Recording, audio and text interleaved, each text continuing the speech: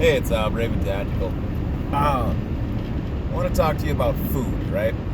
Uh, yeah. Here's some interesting things right now about food, right? Food prices are gonna spike.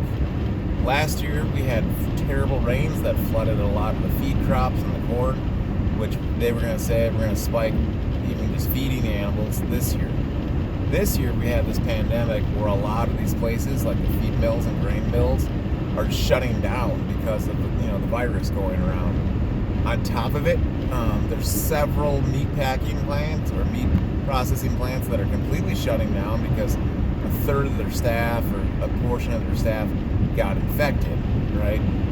So what are you gonna do? One, what do they do with all the meat? Do they just let it go, and let it rot and throw it out and call it a loss and an insurance loss? Yeah, probably they will. So, I mean, there you go. There's a bunch of stuff. In Wisconsin, where I live right now, because the dairy farmers are in bed with the government, the way they have basically want to regulate milk prices, and people in general don't drink as much milk as they used to. But then with this going on, people are drinking milk less because of the quantity limits and everything else. You're seeing milk prices tank. Well, when they tank so far, the only way they can get it to go back up is to literally dump all their milk into the ground.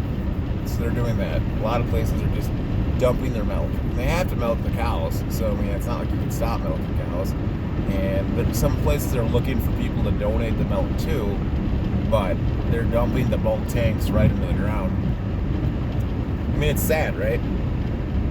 It's just more government control on this. The government's looking away to take everything. Certain states are already making certain things non-essential. In Vermont, I believe it's Vermont or Virginia, and like Michigan, right now, they made seeds and gardening equipment non-essential. You can't plant your garden right now because the government told you can't, because it's not essential. I mean, right now, if I were you, and knowing that food prices are going to be really high, yeah, I would be planting right now. I'd be getting with the older generation who knows all about the seeds and gardening and everything else that goes with it. I would start talking to them. I'd start talking to the people that have been gardening for a while.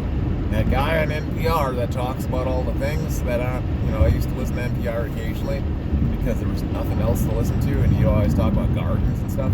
Get a hold of that guy. You're gonna need these skills, and it's gonna be tough.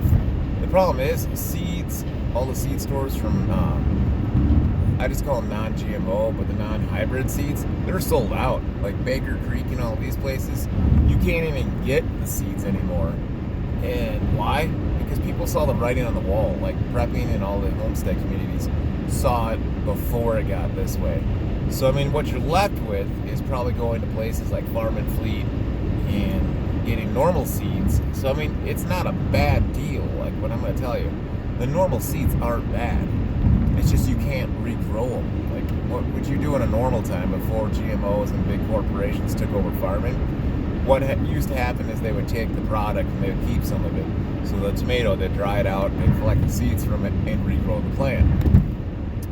Big corporations went in and created genetically modified seeds that do not have that option, so that you're forced to buy seeds every year. Two, they also patented a lot of the seeds and then destroyed them, so that seeds don't exist for a lot of old products that don't exist.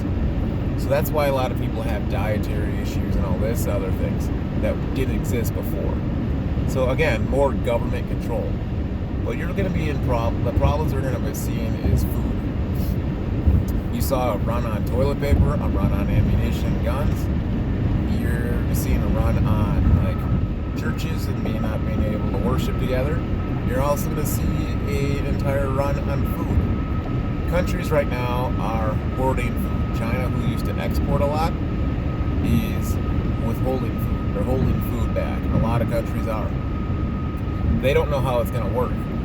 A lot of farmers were talking about, they talk about how they destroy the crop because they don't have any migrant workers. They don't have workers to pick the crops and help out with it. If they don't have the help to get, these mega farms are done. And what they do is they just burn the crop to the ground and then collect the insurance money for it, because the government will pay you not to make food. As insane as that is. Happened during World War II, happened during the Great Depression, happened during all this stuff. They used their power and ability to pay you to basically destroy a crop, and yet the guy down the road was starving to death. Just the way it goes, I guess. So, I mean, you have to think about it. How would I suggest that we do all this? Well, you got to get your food in the ground. I unfortunately am not the expert in growing. I will help, and I will buy some seeds occasionally.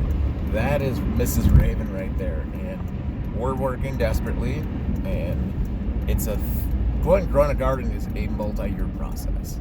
It's a multi-year process, and we are on the 3rd year of doing it, and we're hopefully going to have a pretty good success this time. We put up a fence around the garden so the critters and chickens can't get it, and we did that. We put up quite a bit of fence material. We put up a gate. Everything is kind of set better this year. We might be expanding to a second garden and doing raised beds. And then I know towards the end of fall, we're going to put in a greenhouse so that maybe we could extend the growing season into fall and winter. And then for sure, start the growing season in spring so that you have year-round crops. You could do it in winter, like the dead of winter, but you're not getting as much sun. So you do have to kind of maybe heat it with a small heater. So, I mean, you do have those as options as well. We're going to play with that concept. The greenhouse is going to be yay big, 16 by, I want to say 8. So it's going to be fairly decently sized, but hopefully, growing food is going to be key. Why? Because they will control you with food. Starving people will always, always, always follow food. I'll use the example Stalin gave. There was a Stalin comment I seen. Stalin had this chicken, right? And he was talking to a crowd or talking to a group of people, and he grabbed the chicken and was torturing the chicken by plucking the feathers off the chicken. Chicken was screaming in pain, upset, angry, and being, tortured. It's in pain and agony as he plucked it completely clean. What did he do? Well, he had this bald chicken, and he put it on the floor, and he hand-fed it some grain. Why? Well, you can torture people, you can beat people, but as long as you feed the people, they'll follow you around. So keep that in mind as you think about how government's trying to keep things down when they're trying to tell you that you can't get certain items. Do what you can, folks. Make sure that you go get all the food, and make sure you stock up what you can. Rice is an easy thing to stock up. Wheat berries, if you have a wheat grinder, will make you flour. I mean, wheat berries are an excellent way to store flour longer. Granted, you have the ability to grind wheat. So, anyways, it's Raven Tactical out. Hopefully the audio is not too bad on this. I'm going through town now, so I'm not getting the wind noise as bad. I do apologize ahead of time. Thank you for watching. It's Raven Tactical out.